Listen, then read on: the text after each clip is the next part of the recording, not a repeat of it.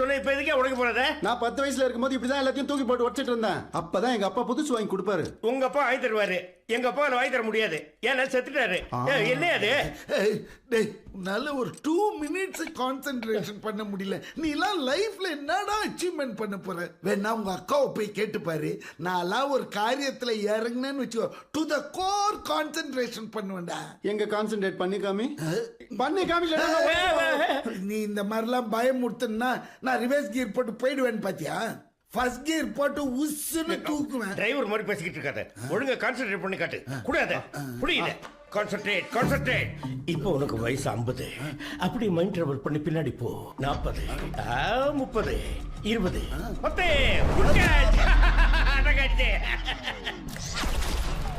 சங்கீதா, சர்பத்து நினைச்சு ஃபெனாயில குடிச்சு என் வாய்ஸ் இப்படி ஆயிடுச்சு.